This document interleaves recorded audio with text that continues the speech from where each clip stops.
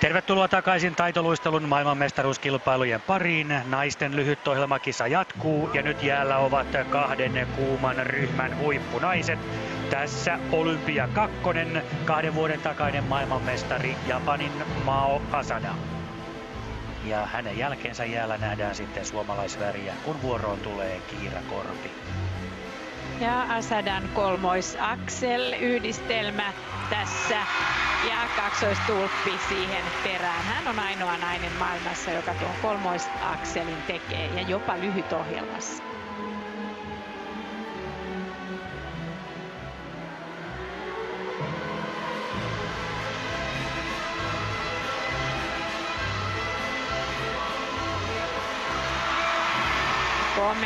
Komea kolmoisluts.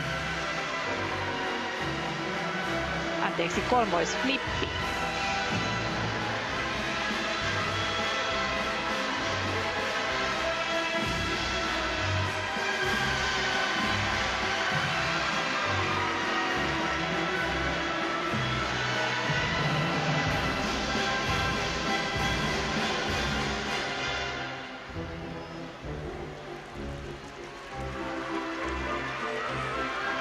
Kuin koru hän liukuu omaa liukusarjaansa aivan täydellisissä vaaka-asennoissa.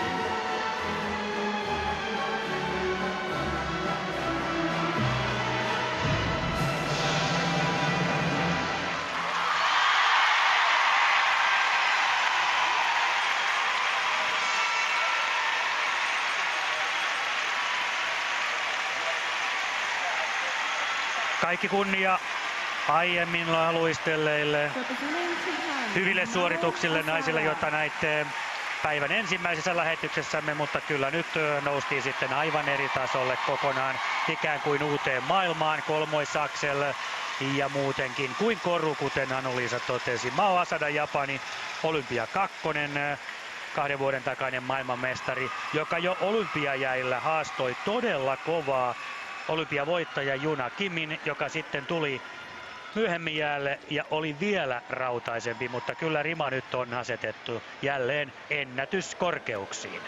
Ajattelin kauden alussa, kun hän valitsi tämän Adam Hatsaturianin naamiaisvalssin musiikikseen yhdessä Tatjana Tarasovan kanssa, että tämä musiikki olisi hänelle kovin raskas, tempoinen, kun hänen luistelutapansa on tuollainen valtavasti joustava perusluistelu, jossa hän käyttää polvea voimakkaasti. Ja tällaisia mielipiteitä oli kauden alussa, että se on liian raskas, tempoinen hänelle, mutta tänään tämä ohjelma oli lentävä, kevyt, kaikin tavoin aivan upea tulkinta.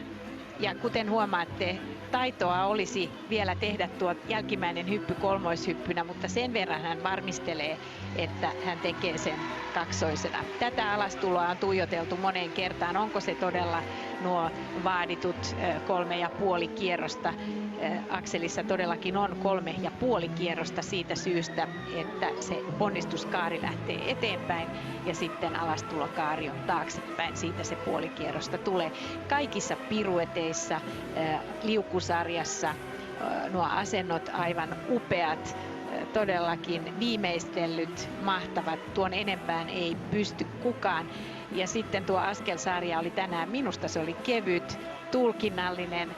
Mao Asada oli vapautunut ja tämä ohjelma haastaa kyllä vielä tulevat luistelijat. Mielettömän nopea. Japanillahan on täällä hurjan kova joukkue, 3 kovaa naista, Miki Ando ja Akiko Suzuki, ne 2 muuta. 68.08. Hiukan kulmat menee kurttuun, miksi näin? Kyllä tuo kolmoisaksel, sitä ei annettu kolmoishypyn arvoa, se on alennettu kaksoisakseliksi.